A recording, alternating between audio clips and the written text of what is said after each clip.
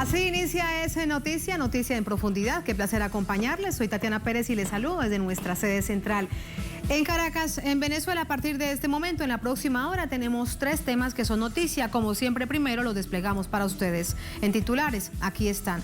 En noticia, Chile, comienzan a tomar posición los posibles candidatos a la presidencia del país. Este viernes, el ministro de la Defensa deja la cartera en medio de graves acusaciones de violación de derechos humanos durante el estallido social. Organizaciones sociales además denuncian que la extrema derecha se prepara para esta contienda. En noticia, Bolivia.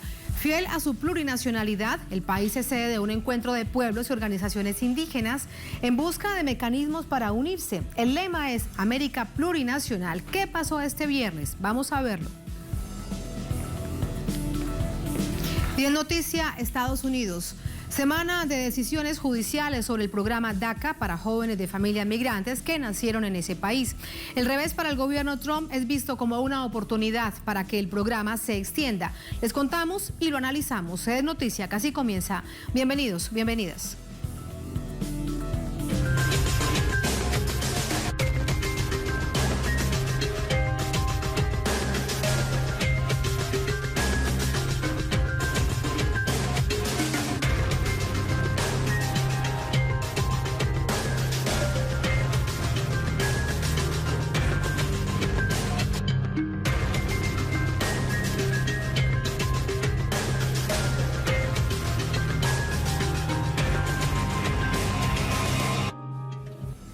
En noticia, Chile, el ministro de Defensa abandonó el cargo con miras a la carrera presidencial del próximo año, aunque dice que su partido no lo ha designado.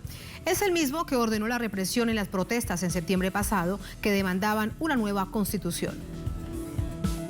Mario Desbordes renunció al cargo este viernes con aspiraciones presidenciales por el partido de derecha Renovación Nacional. Es algo que voy a conversar con el partido, lo tiene que resolver el Consejo General. Yo estoy absolutamente disponible, pero no vamos ahí. Hay otras personas también disponibles y el Consejo definirá quién es el candidato presidencial de Renovación. Asegura que en este momento la prioridad no son las presidenciales programadas para noviembre de 2021 frente a un cargado año electoral. Chile entero tiene desafíos gigantescos que pasan por elecciones el 11 de abril que van a ser claves para el futuro de Chile. La municipal, la de gobernador regional y la elección de constituyente. Creo que tenemos una responsabilidad todos para lograr una constituyente que genere una constitución que permita que todos los chilenos se sientan 100% identificados con ella, así que voy a colaborar y ayudar en eso. Una escena carente de espontaneidad le esperaban militantes que le respaldan en la salida del Palacio de la Moneda tras su dimisión. Desde hace semanas eran públicas sus aspiraciones. El que en política, y sobre todo si es parlamentario, porque de repente un concejal te dirá, mira, no, porque todavía ahí se me queda camino por recorrer. Pero un parlamentario o un ministro que te diga, no me gustaría ser presidente de Chile, es raro. Mentira. Es raro. Yo la verdad que no le creería. Ya, no le creería. Ya, usted tiene ganas. Sí, me gustaría. ¿Pero qué es lo que más le llama la atención? No, el punto es si es ahora o es en 6 años más. Desbordes, abogado y ex oficial de Carabineros, estuvo poco más de 4 meses al frente de la defensa. En julio, cuando fue llamado por el presidente Sebastián Piñera, tuvo que dejar su cargo de diputado por la región metropolitana de Santiago, así como el mando de Renovación Nacional que ejercía desde 2018. Es señalado como principal responsable de violaciones a los derechos humanos al frente del ministerio. Además, en 2016 se vio envuelto en un escándalo cuando se conoció que su esposa Carolina Pereira, cuando trabajó en Gendarmería durante el primer gobierno de Piñera, recibió sueldos que superaban los 4 millones de pesos. La decisión de Desbordes obligó a Piñera a nombrar como nuevo ministro de Defensa a Baldo Procurica, quien hasta ahora estaba como ministro de Minería, siendo reemplazado en esta cartera por Juan Carlos Jovet, quien quedará como biministro de Energía y Minería. En la misma jornada, se anunció la salida del presidente del estatal Banco Estado, Sebastián Sichel, sobre el que medios locales especulan se alistará también a la carrera presidencial. Piñera lleva más de una decena de cambios de gabinete en 2 años y medio y se le cuestiona cómo sigue gobernando, con una aprobación a su gestión de apenas 7%, de acuerdo con datos de la encuestadora Criteria. Sumamos información a esta hora con nuestra corresponsal en Santiago de Chile, Paola Dragni. Paola, muy buenas noches. Son las nuevas designaciones en medio de las protestas que se han mantenido, ya son habituales. Ahora la novedad es que se suma el sector salud y lo acompañan trabajadores públicos. Te preguntamos de todo este panorama. Muy buenas noches. ¿Cómo estás, Tatiana? Buenas noches. De hecho, nosotros seguimos en el centro de Santiago porque se llamó a este viernes la última marcha del año 2020, porque ahora las marchas de los viernes tratan de llegar hacia el Palacio de la Moneda, que está completamente blindado por carros policiales, por vallas papales. Vimos, la verdad es que muchísima más represión para la poca cantidad de gente que llegó hasta hoy en este fin de semana previo a la Navidad, porque hay que recordar que toda la región metropolitana, sábados y domingos, está completamente encerrada en cuarentena. Por tanto, la gente hoy día salió del trabajo y lejos de ir a protestar, trató de, me imagino, comprar algunos regalos, algunas cosas para la cena de Navidad, porque fue muy poca la gente, pero la represión de Carabineros fue impresionante. Todo esto a pocas horas de haberse conocido la salida del ministro de Defensa, Mario Desbordes. Además, una renuncia que ya ayer era un rumor en todos los medios de comunicación, todos los periodistas comentaban. De hecho, se le preguntó al presidente Sebastián Piñera en una entrevista que dio en un canal nacional acá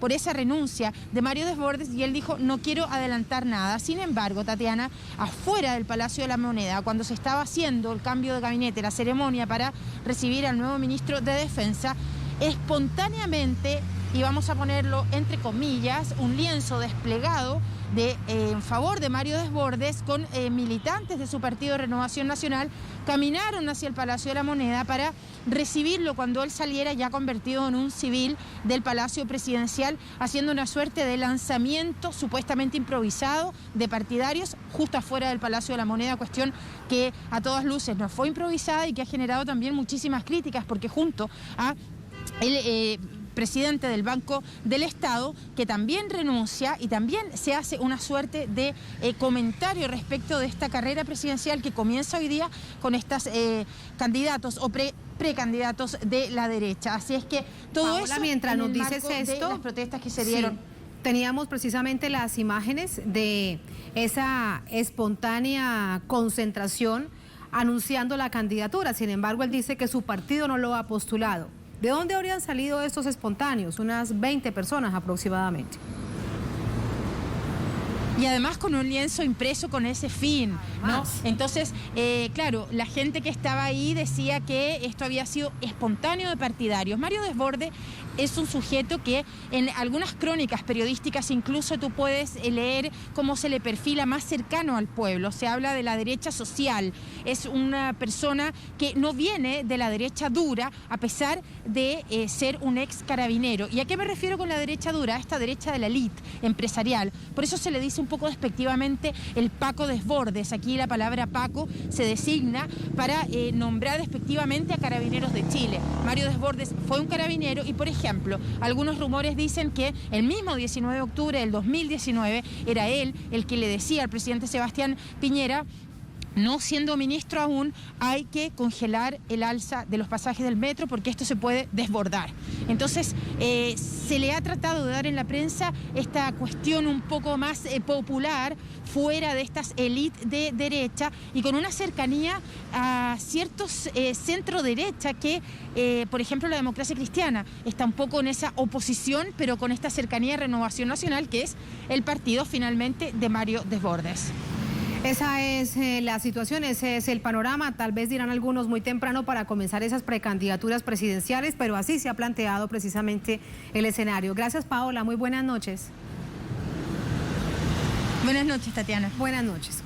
Vamos a entrar con el análisis. Nos acompaña para ello Máximo Quitral, doctor en Ciencia Política, académico de la Universidad Tecnológica Metropolitana. También con nosotros desde Santiago. Profesor Quitral, ¿cómo está? Bienvenido. Hola Tatiana, ¿cómo está? Buenas noches, gracias por el contacto. Muchísimas gracias. Primero esto que le decía Paola, tal vez muy temprano para comenzar en estos movimientos, pero bueno, han comenzado. ¿Por qué cree usted a qué se debe esta situación política? Mira, en realidad hay varios nombres que están circulando y que tienen aspiraciones presidenciales. Quizás esta amplitud de personalidades que están interesados e interesadas en llegar a la moneda hayan influido también en la decisión de Mario Desbordes de convertirse en protocandidato presidencial. Creo que va en esa dirección, situándose también como uno de los nombres que aparecen dentro de este listado que generalmente se filtra dentro de los medios de comunicación. Y probablemente ese motivo haya impulsado en apresurar este nombramiento, obviamente bajando el perfil, que él no tiene intenciones y que el partido es el que tiene que tomar la decisión, pero se muestra abiertamente disponible en esto. Marca un precedente en términos de la carrera presidencial. Justamente ustedes también señalaban ahí que había otro protocandidato que también estaba en la misma dirección. Así que me parece que en esa disyuntiva la decisión de acelerar la carrera presidencial está motivando el surgimiento de Mario Desbordes. Sí, y además en un contexto político tan complejo, en el marco del estallido social, llama la atención una candidatura de la figura, además de este político que está hace unas horas dejando la cartera del Ministerio de la Defensa totalmente cuestionada por el nivel de agresividad y represión de Carabineros, que también él perteneció a Carabineros. Así que, ¿qué les hace pensar que realmente habrá una votación, que exista una probabilidad además del despegue de campaña de una figura como él? Lo que ocurre es que Desbordes se convirtió en un momento en uno de los impulsores de este proceso constituyente. Eso creo que es fundamental también entenderlo. Y esa exposición le permitió presentarse frente a la sociedad en general como un político abierto al diálogo, que está pensando en un Chile distinto, que entiende cuáles son las demandas y que comprende además que la actual constitución no responde al tipo de ciudadano y ciudadana que hoy estamos observando en las calles, en las redes sociales y en los espacios públicos. Probablemente esa mirada mucho más cercana, de comprensión de la realidad y por llamarlo así, de un termómetro social mucho más cercano, también sirva para que se instale como un candidato presidencial. Y por tanto, desde su bloque, fue uno de los que se opuso justamente a aquellos sectores que estaban negando la posibilidad de un proceso constituyente. Entonces, en ese escenario, creo que ese impulso, esa exposición, lo ubicó como una figura reconocible en la derecha y que ha motivado precisamente que tome la decisión que estamos comentando esta noche. Sí, a propósito de la convención constituyente y de los convencionistas, te pregunto lo siguiente. Hace algunos meses hacíamos una profundización de los hechos que marcaban lo que sería el plebiscito del próximo año, profesor. Y usted nos decía que era probable que la derecha tomara las riendas de ese plebiscito. Cuando usted me está diciendo esto, parece entonces que ya la tomaron. Es decir, si es una figura visible ya de este proceso constituyente, lo reitero, o usted además me lo dirá, si es que han tomado las riendas, atraparon ese anhelo ciudadano desde estos sectores de la derecha. Bueno, él canalizó una discusión institucional. La verdad es que todos los partidos que firmaron el acuerdo el 15 de noviembre lo que buscaban era evitar que el proceso se discutiera en la calle y se saltara a los canales institucionales. Desbordes impulsó, él dijo abiertamente que estaba por el apruebo, y eso naturalmente que lo convierte en un ciudadano cercano a una posibilidad real, concreta en ese momento, de discutir una nueva constitución. Entonces, creo que eso puede ser utilizado a su favor, mencionándose como un político abierto a la discusión, que está pensando en otro Chile, que está comprometido con los cambios sociales y naturalmente que le beneficia absolutamente haberse mostrado un par de meses anteriores como uno de los involucrados en el proceso constituyente. Eso también le otorga un simbolismo dentro del mundo político y la prensa también lo recogió rápidamente. Entonces, es una de las personas que impulsó el proceso. No es una figura ajena y que haya generado una crítica al proceso desde su inicio, muy por el contrario. Entonces, tiene una posición ganada en ese sentido que le puede permitir perfectamente tomar posiciones mucho más apresuradas en la materia que estamos discutiendo a puertas del proceso constituyente. Sí, profesor Quitral, por último, ¿es el candidato que se perfila para ser el señalado por el presidente Piñera para las presidenciales?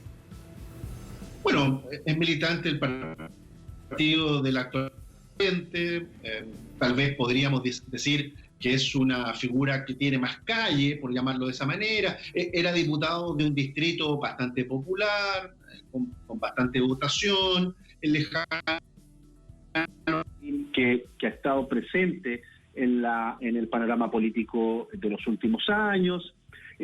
Obviamente que el presidente podría tomar alguna posición cercana a él, producto de su cercanía y de su militancia, pero tiene otras figuras políticas en la derecha con las cuales tiene que competir y que tiene que ganar su propio espacio, figuras que ya vienen con una tradición bastante amplia, pero que, claro, dentro del debate que se va a producir nos vamos a encontrar justamente con algunas fisuras que puedan tensionar a la derecha, pero que finalmente va a terminar poniéndose de acuerdo para instalar un solo candidato de cara a las presidenciales del próximo año. Profesor Quitral, muchísimas gracias como siempre, muy claro este panorama a través de su análisis. Gracias, muy buenas noches. Buenas noches. Muy buenas noches. Así nos vamos a la primera pausa en esta emisión de Es Noticia. Al volver en Noticia Bolivia, fiel a su plurinacionalidad, el país es sede de un encuentro de pueblos y organizaciones indígenas del continente que busca mecanismos de integración, mecanismos para unirse. De hecho, el lema es América Plurinacional. ¿De qué se ha hablado en esta jornada? Vamos a revisarlo al volver en Es Noticia.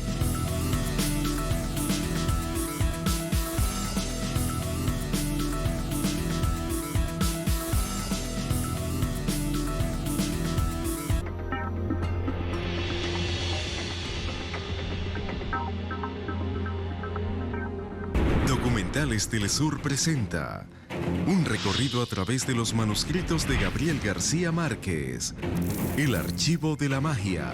Un archivo solo existe en la medida en que es un constante diálogo con quien viene a ver el archivo. El archivo, si no es un archivo muerto, el archivo no es una cosa muerta, el archivo es una cosa viva. Domingo, solo por Telesur. Sigue minuto a minuto nuestra programación, ahora disponible también en audio a través de nuestra página web. Podrás mantenerte al día sobre los acontecimientos y noticias que suceden alrededor del mundo con un enfoque latinoamericano y confiable. Telesur, la señal informativa de América Latina y el Caribe. Compartimos su sentir, exaltamos sus logros y mostramos su realidad. Nuestro enfoque es global y nos mantiene en sintonía con los pueblos. Los países caribeños también reciben nuestra señal. Con entusiasmo seguiremos transmitiendo para ellos, porque somos Telesur, la señal informativa de América Latina y el Caribe.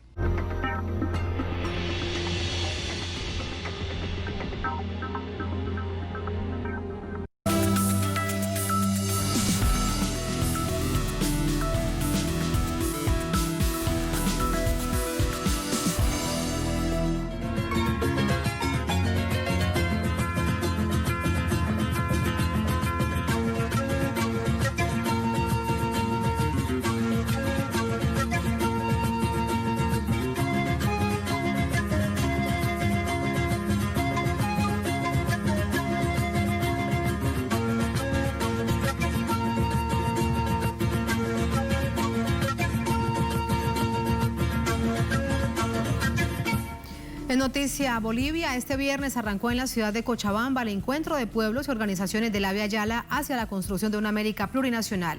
Se habla de fortalecimiento, de integración, de unidad de los pueblos de nuestra América. Vamos a ver de lo que se ha hablado hoy. Este encuentro de carácter internacional y enfoque indigenista acoge en la sede de la UNASUR, en la población cochabambina de San Benito, a organizaciones de pueblos originarios, campesinos, políticos, culturales, sindicales y sociales, provenientes de 10 países del continente. Este primer encuentro tiene entre sus objetivos principales debatir sobre la geopolítica actual en América, con miras a fortalecer la integración y la unidad dentro de la diversidad de los pueblos, con un criterio contrahegemónico y antiimperialista, y una visión de protección a la madre tierra. Hoy más unidos que nunca, por el compromiso, por la defensa, el cuidado de nuestra madre tierra. Hemos recibido un legado donde los países desarrollados que han generado, que han logrado alcanzar esos niveles de desarrollo, lo han hecho sin cuidar a la madre tierra. Lo ha hecho sin valorizar lo que significa cuidar nuestra madre tierra. Y hoy a nuestros países, a nuestros pueblos originarios indígenas de la Via Yala, nos corresponde cuidar la madre tierra, pero al mismo tiempo generar programas y planes de desarrollo que involucren el cuidado de la madre tierra. Los pueblos originarios organizados y convocados para esta actividad han puesto sobre la mesa una serie de puntos a debatir, tales como el reimpulso de organizaciones multilaterales antiimperialistas como lo son la Comunidad de Estados Latinoamericanos y Caribeños, CELAC, y la Alianza Bolivariana para los Pueblos de Nuestra América, Tratado de Comercio de los Pueblos, o ALBA-TCP, así como en general fortificar la unidad nuestroamericana. Y esperamos construir una plataforma importante de reivindicar pues la unidad y también plantear propuestas que incidan, ¿verdad?, a los estados y los gobiernos para que se respeten los derechos humanos de los pueblos. El líder socialista indígena boliviano Evo Morales fue otro de los participantes en esta actividad que intenta profundizar y ampliar las gestiones y logros que se dieron en esta misma sede de la UNASUR en Cochabamba con la Conferencia Mundial de los Pueblos sobre el Cambio Climático, celebrada en 2 oportunidades, en 2010 y 2015. Este primer encuentro de los pueblos de la Via Yala continuará hasta el sábado 19 de diciembre en una Bolivia que a poco más de un año de un golpe de Estado celebra la retoma de la senda democrática hace poco más de un mes, una gesta emprendida exitosamente por la lucha y resistencia de los pueblos indígenas. Seguimos recibiendo información de esta actividad que acompaña a distintas organizaciones sociales e indígenas de nuestro continente y que se encuentran precisamente allí en busca de integración, de unidad y de hacerse visibles ante momentos tan complejos que vive nuestra América Latina. Para ello seguimos conversando con Freddy Morales, nos amplía desde La Paz más acerca de esta agenda. Freddy, ¿cómo te va? Muy buenas noches. Hola Tatiana, buenas noches. Se trabajó luego de las exposiciones que fueron durante la mañana por parte del expresidente Evo Morales y el representante de la CONAIE del Ecuador. Fueron las 2 exposiciones extensas que dieron lugar, fueron la base para que se trabaje a partir de la tarde en todo lo que fue el trabajo en comisiones. Hay algunas comisiones que todavía están elaborando sus documentos de conclusiones en este momento en San Benito, en la sede del Parlamento de la UNASUR.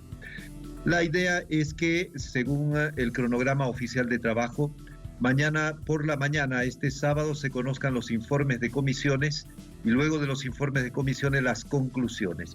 Se pueden adelantar algunas cosas. Por ejemplo, el expresidente Evo Morales ha sugerido, y eso ha sido recogido por las comisiones como parte de sus informes finales, que en 4 meses aproximadamente se realice un segundo encuentro en uno de los 10 países que ahora han tenido delegados en esta reunión de Cochabamba.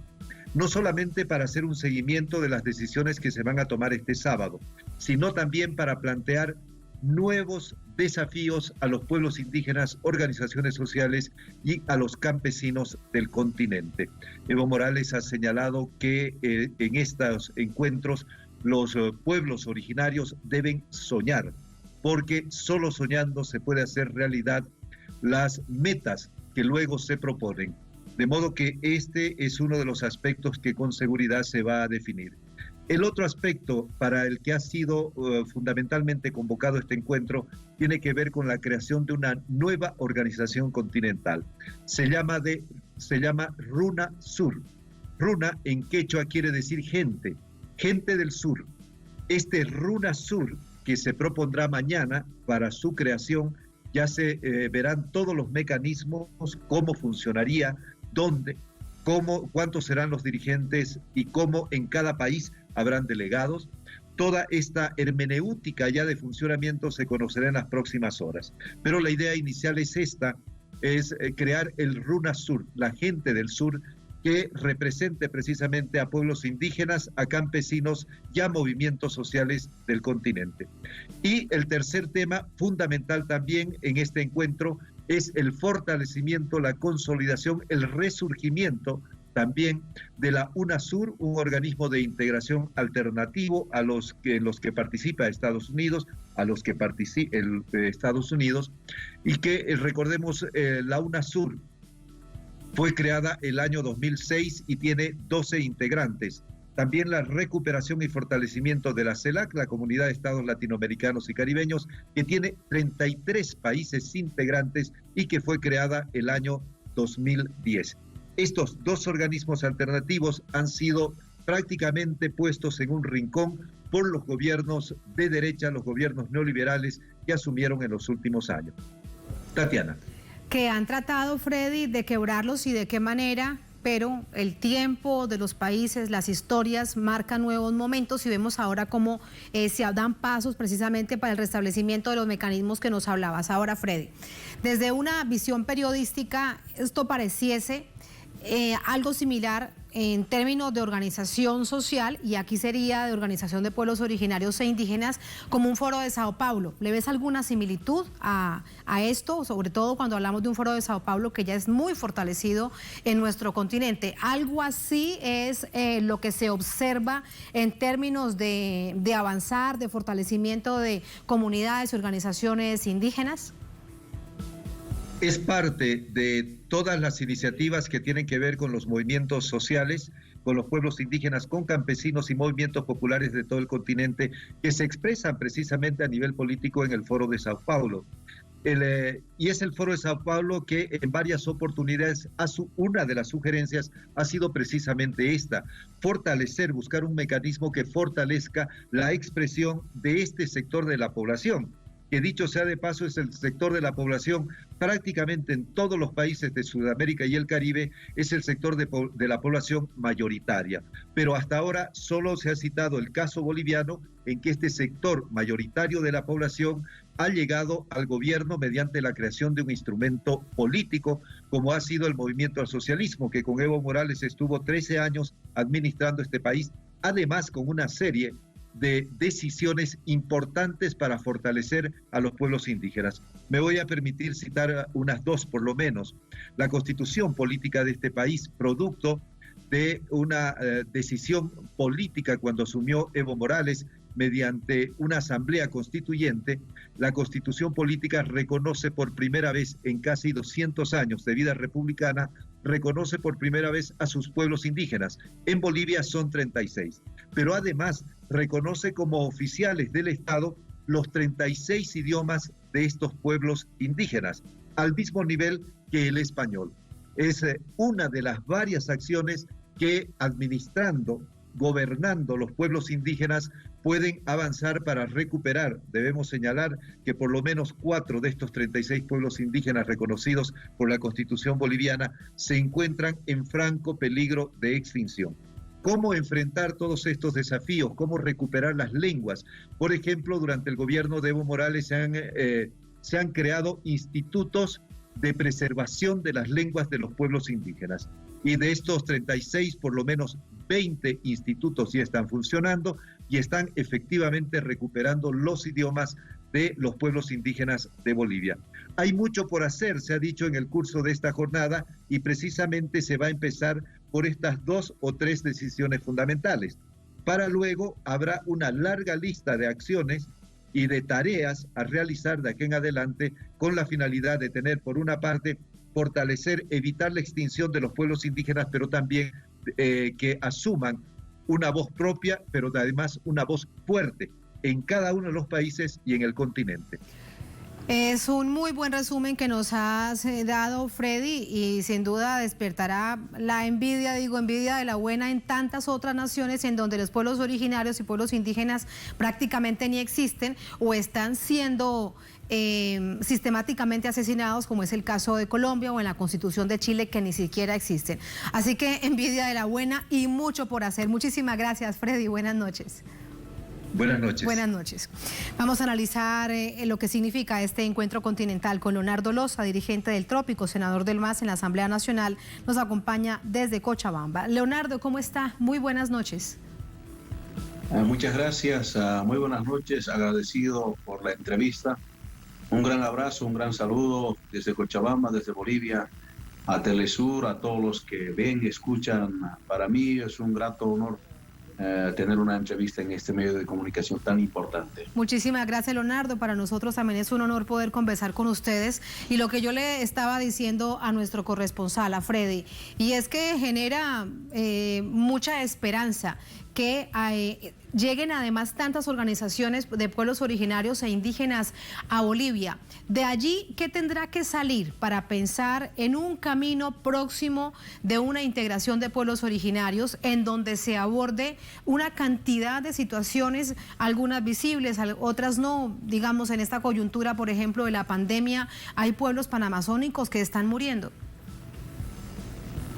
Por supuesto que sí. Lamentablemente los pueblos indígenas de Abya Yala, a lo largo de nuestra historia, a lo largo de nuestra existencia, siempre hemos sufrido consecuencias muy desastrosas, muy graves, ejercidas por nuestros estados.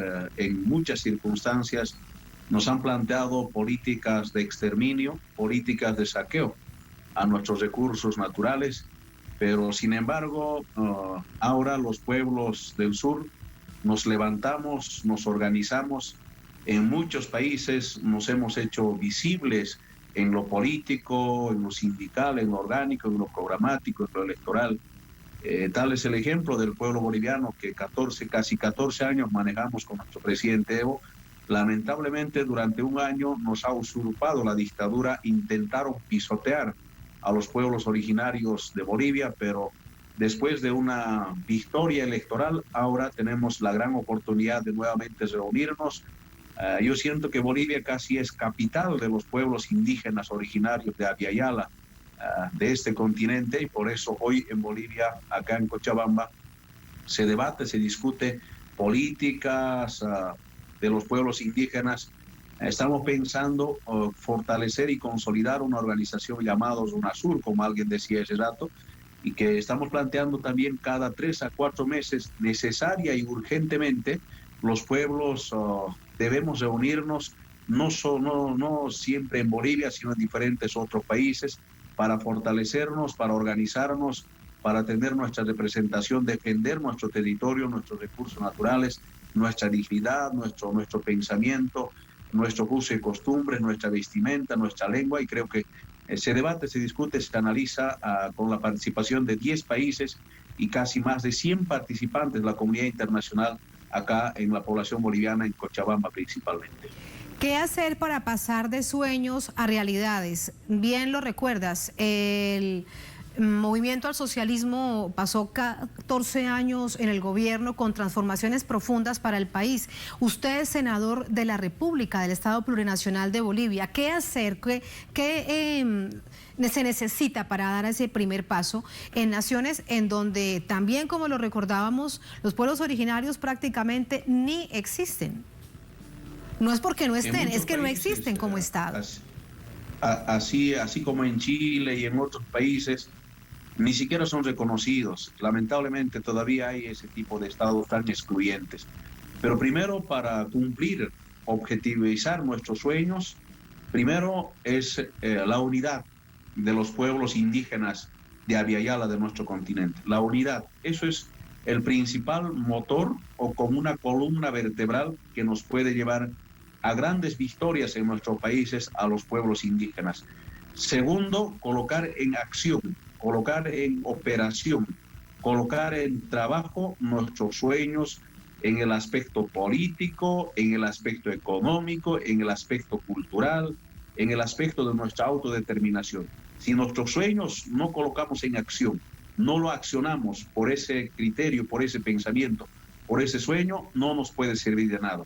Primero, el recalco, yo considero que es muy importante, sumamente importante, la unidad de los pueblos del sur, de las organizaciones del sur, y por supuesto poner en acción los sueños que se habla para los pueblos, que pareciera que amanece, pareciera que sale el sol, y estoy seguro, tarde o temprano, vamos a consolidar una gran organización de los pueblos del sur en defensa de nuestros recursos naturales, en defensa de nuestro territorio, en defensa de nuestra autodeterminación, nuestras políticas propias, y estoy seguro ese tipo de camino se va a trazar desde Bolivia, así como lo estamos debatiendo. Leonardo, porque de hecho uno de los asuntos cruciales que pueblos indígenas, pueblos originarios son directamente víctimas en el marco del exterminio y es el cambio climático. Recuerdo también ahora en el marco de la pandemia, pues pueblos panamazónicos que sufren tanto, pero no solamente ellos, en tantas partes de nuestra América que sufren producto del cambio climático. ¿Habrá una agenda específica para trabajar en ese sentido? Tenemos el segundo punto que vamos a tocar, el tema de la madre tierra, el cuidado al medio ambiente. Lamentablemente, los estados neoliberales que nos gobiernan en muchos países han planteado políticas de exterminio, políticas de saqueo o de usurpación a nuestros recursos naturales, y no se ha hecho tanto daño a los pueblos indígenas. Saquearon nuestros recursos naturales a lo largo de nuestra historia. Nos expulsaron en muchos casos de nuestros territorios, nos han invadido a nuestros territorios. Así que se viene debatiendo, se viene discutiendo ese tipo de políticas, como decía en el segundo punto, para que los pueblos indígenas no sean objeto político, para que los pueblos indígenas no sean objeto de pisoteo a su territorio, a sus recursos naturales, a su bosque, a su fauna. De esa manera, pues, decidir nuestro destino, nuestro futuro. Yo con mucho dolor, con mucha preocupación veía, por ejemplo, en plena pandemia en Brasil, cómo a los pueblos indígenas los han abandonado, los han planteado. Es como decir, con esto que se mueran los indígenas. En Chile son tremendos errores que se ha cometido en contra de los derechos de los pueblos indígenas, pero estoy seguro a través de este tipo de encuentros vamos a tomar decisiones, vamos a hacer acciones en defensa de los derechos de los pueblos indígenas. De esa forma, recalco, siempre es como consolidar una organización muy grande llamado UNASUR para que pueda defender nuestros derechos, nuestros principios a nivel de nuestro continente. Sí, y un asunto que es tal vez mucho más profundo porque es producto de esta herencia de 200 años de colonialismo en todo nuestro continente, es cómo ver y establecer que a las comunidades indígenas, que los pueblos originarios tienen postura política, tienen agenda, tienen conocimiento, tienen tradición y que en ese mismo sentido deben ser vistos como los pares de otras sociedades que no los ven así. Bueno, el caso de Bolivia, por ejemplo, en el golpe de Estado, hay una minoría que planteaba literalmente crímenes de odio contra, cometía crímenes de odio contra las mujeres de pollera, por ejemplo. Y solamente para recordar un asunto, pero nuestro continente está lleno de historias de este tipo. Porque sí, nuestro continente está lleno de una historia de odio, de racismo, de discriminación, de exclusión, de saqueo a los pueblos indígenas. Lamentablemente a los milenarios, a los originarios, a los dueños absolutos de la madre tierra de nuestro continente y del mundo inclusive, los que vienen de afuera nos han pisoteado, nos han usado políticamente, nos han utilizado electoralmente y luego de usarnos, utilizarnos, nos han puesto al olvido, más al contrario, inclusive en muchos casos de los países nos han planteado políticas de exterminio, de racismo, de discriminación, así como pasaba y claramente usted indicaba algunos grupos minoritarios en Bolivia, por ejemplo, a una mujer de pollera, a una mujer de sombrero, a un padre de poncho, a un padre de abarca, no nos querían ver, ni nos aceptaban, ni querían que lleguemos a las principales ciudades, así por ejemplo en Cochabamba, en mi caso personal, 2 procesos penales por la dictadura y uno a nivel de la comunidad internacional, solo por defender a mis hermanos indígenas, a mis hermanos productores de la hoja de coca. No podía ingresar a las plazas principales de las diferentes ciudades de Bolivia, solo por vestir diferente, por hablar diferente, por tener un color diferente. Lamentablemente todavía hay ese tipo de discriminaciones, pero sin embargo, yo considero personalmente que este tipo de encuentros tiene que generar políticas de despertar de los pueblos indígenas. Nunca más nuestras historias pueden escribirse sin los pueblos indígenas. Nunca más gobiernos pueden pisotear nuestros derechos de los pueblos indígenas milenarios, ancestrales, originarios, que somos dueños absolutos de esta noble tierra. Nunca más, que esto no se repita nunca más. Leonardo, muchísimas gracias por esas reflexiones. Buenas noches. Muchísimas gracias, nuevamente un gran abrazo y un gran saludo principalmente al pueblo guerrero revolucionario de Venezuela a través de Telesur. Muchas gracias. Gracias, Leonardo, un abrazo, gracias, buenas noches. Así nos vamos a la última pausa en esta emisión de S Noticia. Al volver en Noticia Estados Unidos, semana de decisiones judiciales sobre el programa DACA para jóvenes de familias migrantes que nacieron en ese país, dentro de Estados Unidos. El revés para el gobierno Trump es visto como una oportunidad para que el programa se extienda. Les contamos de esto y lo analizamos al volver en Es Noticia.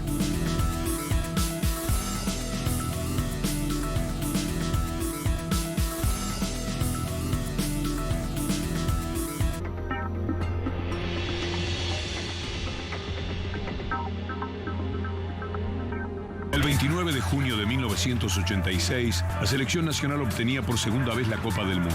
Desde este 21 de diciembre, Telesur comparte contigo una de las historias más importantes del fútbol, el Mundial de México 1986. Una cosa es decirlo y otra cosa es vivir el día a día, cada entrenamiento, horas y horas y videos. Era un acontecimiento, cada vez que uno salía con Diego fuera de Argentina, estaba ante algo nunca visto anteriormente, ¿no? Han transcurrido 34 años. Entre anécdotas y testimonios conoceremos la historia detrás de la Copa. Cómo veían los directivos de la época a los futbolistas. Éramos obreros y ellos eran patrones, ¿no? Que se callen y que jueguen. Próximo lunes, solo por Telesur.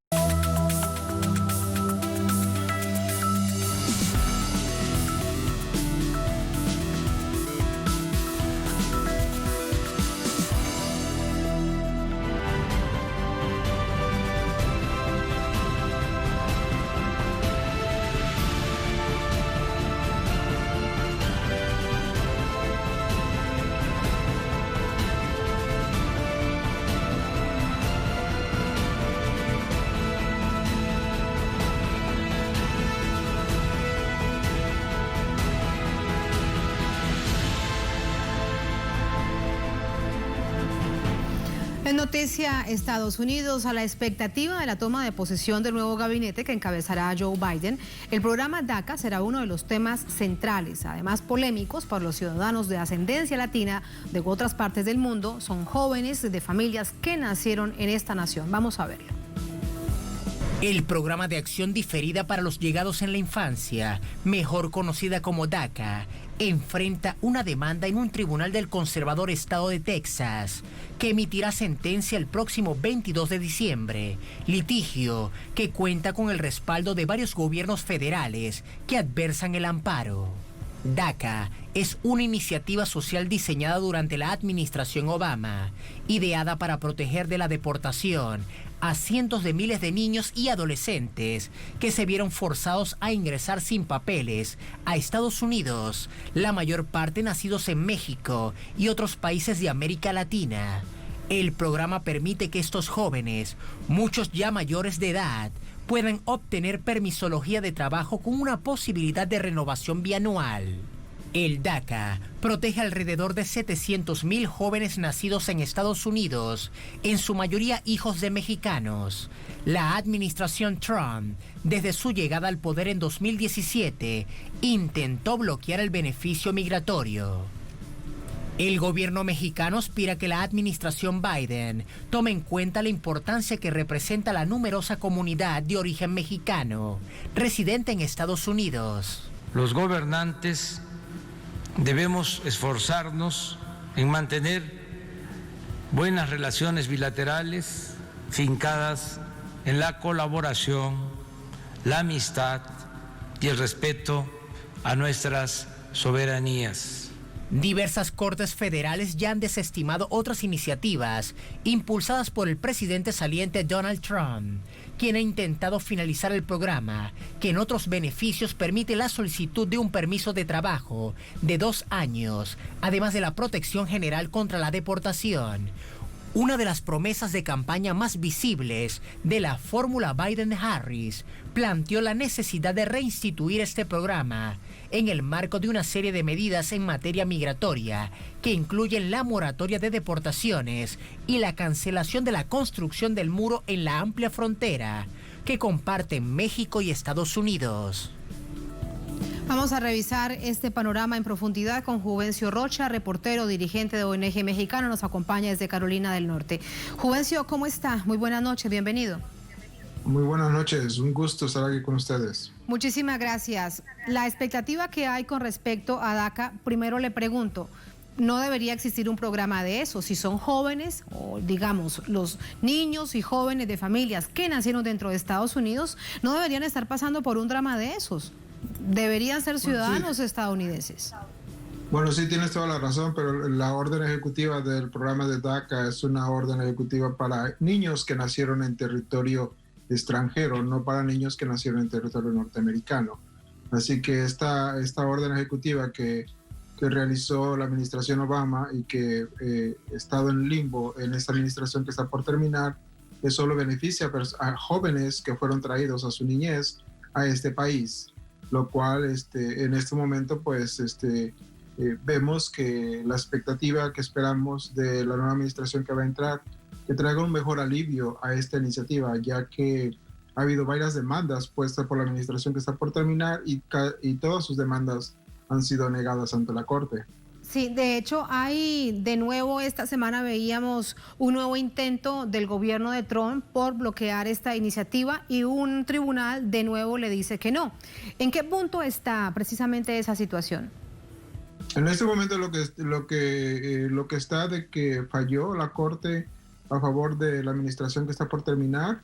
El programa sigue vigente. El programa veremos después del 20 de enero, cuando la nueva administración tome posición, cuáles van a ser las orden que va a poner a esa orden ejecutiva. Originalmente la orden ejecutiva del programa de DACA es para jóvenes que puedan obtener un permiso temporal por 2 años. Cuando la administración que está por salir entró, lo disminuyó a 1 año, lo cual esperamos que haga ese ajuste esta nueva administración que está entrando para que estos jóvenes no tengan que renovar ese permiso por cada año, sino que lo hagan por 2 años. El gobierno de Barack Obama dice que no pudo avanzar tanto como lo anheló porque no se lo permitieron en el Congreso los republicanos. El caso es que es una promesa incumplida. ¿Qué expectativa hay precisamente teniendo en cuenta que ahora entra un demócrata y que en campaña está prometiendo no solamente para los jóvenes, sino que para todos los migrantes buscarle una regularización de su situación en el país?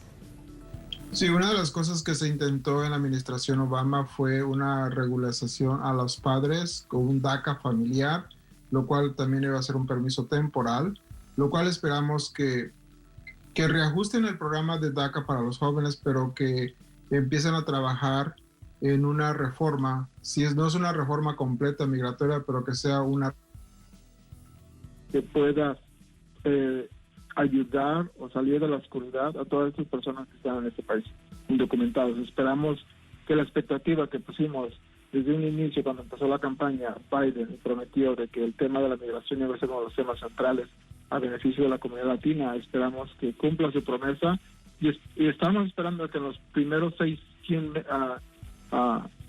días que él se encuentre en la oficina, empiece a haber diálogos, empiece a haber estrategias en cuestiones de ya sea corregir el programa de DACA actual, a desarrollar una política nueva para beneficiar al resto de la población que tanto lo necesita. Eso es lo que está por verse. Muchísimas gracias, Juvencio, por ese análisis. Buenas noches. Un gusto, hasta pronto. Hasta pronto, gracias. Gracias a ustedes por habernos acompañado. Ponemos punto final a esta emisión de Es Noticia. Cerramos nuestra pantalla tradicional y nos quedamos con redes sociales. Hasta la próxima, sigan con nosotros.